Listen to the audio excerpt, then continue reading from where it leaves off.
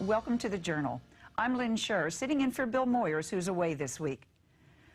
Afghanistan was supposed to be the war that made sense, if any war can be said to make sense. That's where the masterminds behind 9/11 were hiding. End of story. 8 years later, and we're still there, at a cost exceeding $220 billion. More than 1,400 have been killed among American troops and our NATO allies. This week, a classified report from the American commander in Afghanistan, General Stanley McChrystal, was leaked to the press. A report that called for as many as 40,000 additional U.S. troops, without which, the general wrote, our effort, quote, will likely result in failure, end quote. If approved by President Obama, our military force there would escalate to more than 100,000. The president's in a fix. He can accede to the general's wish, despite fading support from Congress and the American public, gambling on success or wading deeper into a Vietnam-like quagmire, or he can cut back, as he's being urged by Vice President Joe Biden and others. They believe we should stop trying to nation build and restore the mission's original intent: protect America from terrorism by concentrating firepower on al-Qaeda. For all its beauty, Afghanistan is a difficult, mountainous land of corrupt warlords, complex alliances, and ancient tribal hatreds. It has defied occupation by outside forces since the time of Alexander the Great, and it is, in the words of my guest, a graveyard of predictions, where nothing is as it seems or goes as planned. Rory Stewart may know Afghanistan better than any other Westerner. A professor and director of the Carr Center for Human Rights Policy at Harvard University, Stewart is a former British soldier and Foreign Service officer. His expertise on the region has gained him the ear of Secretary of State Hillary Clinton, U.S. Special Envoy Richard Holbrooke, and the U.S. Senate, where last week he testified before the Senate Foreign Relations Committee. Back in 2002, shortly after the start of the war in Afghanistan, Stewart traveled the entire country by foot, a death-defying 6,000-mile trek chronicled in his book, The Places in Between. Rory Stewart, welcome to the Journal. Thank you very much. Let me start by asking, what in heaven's name made you decide to walk across Afghanistan at a time when there was a war on? I really believe that in order to talk about a country, you need to spend time in villages. Because this is a country where 80–90% of the population live in villages. And if you spend your time in an embassy compound or dealing with other diplomats or dealing with fancy cabinet ministers, you simply miss the tenor of it. So the privilege for me was that on that walk, and I also walked across Iran, Pakistan, India, and Nepal, I stayed in 500 different village houses. Night after night, I sat on people's floor, I heard them talk about their families, about religion, about the government. By the end of it, I had a little bit more confidence in my work. So if I'm asked, are we going to be able to beat the Taliban and build a state? Having spent some time in those village houses gives me a little bit more confidence in saying these people may not completely be with the program in the way that you expect. You write very eloquently about the country, and yet you're a realist. You don't romanticize it.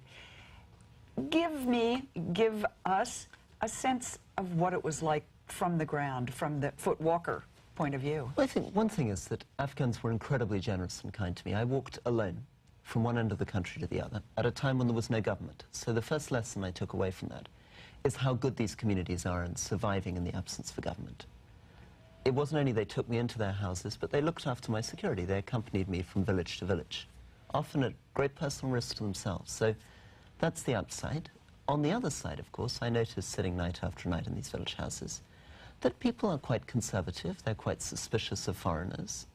They don't know a great deal about the outside world. I mean, one of the things that's a little misleading about people who say if we don't fight the Taliban in Afghanistan, we're going to have to fight them in the streets of the United States, is that most of these people we're dealing with can barely read or write. They live very limited lives, where in the winter they're basically holed up in their houses. They're often 3 hours walk from the nearest village.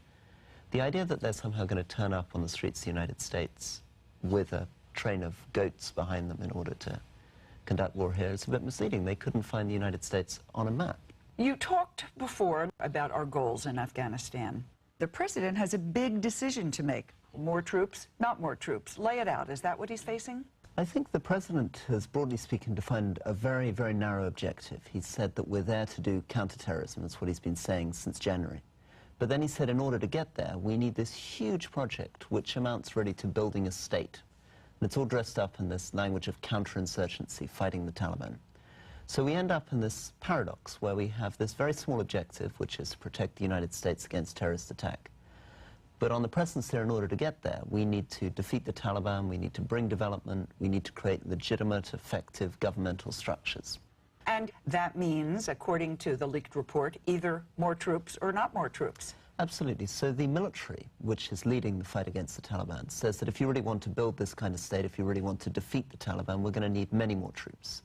General McChrystal's asked for another 40,000, but when I was testifying at the Senate Foreign Relations Committee on Wednesday, a colonel sitting next to me said they needed 600,000 total, which is both Afghan and US troops, but would be a huge footprint on the ground. You're saying that what General McChrystal is said to have asked for this is 40,000. You're saying, in fact, that's not going to be the final request? No, my imagination is that the American military will continue to ask for more and more, because if they're saying 600,000 total is what they want, and let's say that's about 400,000 Afghan police and army, that'll be about 200,000 international forces. So I'd like to go back to the military and say, why are you only asking for 40,000 if your doctrine actually requires far more than that? And the answer probably is that's as much as they think they can get away with, which isn't really the kind of answer we want to hear. If you were a betting fellow, how would you bet President Obama is going to respond to this request? I'd say President Obama has no choice. If he's not going to send the troops, he should have stopped the general from sending in the report. He's now completely boxed in. But he's indicating that there's not only a lot of wiggle room, but that he's actually reconsidering. I think it would be a political catastrophe for the president to refuse to accede to a request from the man on the ground. Broadly speaking, this is a civilian president. He said that he believes in defeating the Taliban. He believes in building a legitimate, effective state. There's a highly respected general on the ground who's backed up by Admiral Mullen, who's backed by General Petraeus, saying we need 40,000 more troops. It would be almost inconceivable at this stage for the president to refuse that request. So this is an image problem in part for the president? It's an image problem. It's also the way he's framed the problem. He said that he wants to build a legitimate, effective state and defeat the Taliban.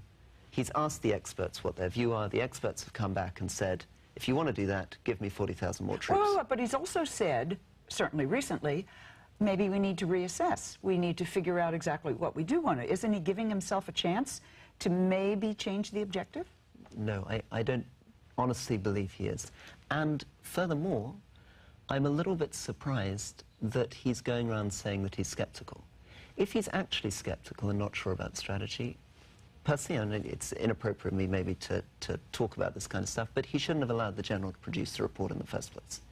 He could have easily said to General McChrystal 2-3 months ago, listen, to be honest, I'm not sure about this state building, defeating the Taliban stuff, so just hold a second. That isn't really the strategy anymore. I don't want to report on that. I don't want to know how many troops you need for that. I want to focus on a much narrower counterterrorism strategy. But it's too late now. He's defined it. The general's provided his advice. And I would be extremely surprised if the president doesn't come out in favor. President Obama has made it clear that he wants two things to happen in Afghanistan, right? He wants us to rout the Taliban and build a safe country for the Afghanis. Mm-hmm. And, by the way, not have a place for al-Qaeda to operate from, correct? Correct. What's wrong with those goals? So the problem is that these are all quite different objectives. In and of themselves, they're fine. But they're not connected necessarily in the way the president thinks.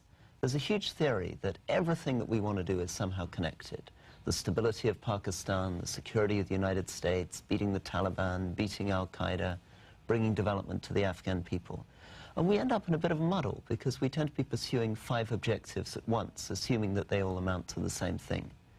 The real problem is that some of these things just may not be possible.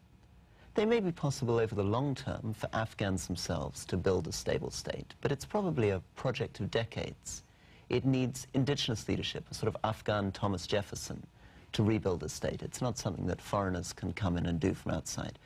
The United States, its allies, are quite good at certain kinds of things, building roads, providing some training to the military, helping to build hospitals and schools, but building a state is a project for a founding father. The same with fighting the Taliban. Again, they have quite a lot of support from villages in the south of Afghanistan.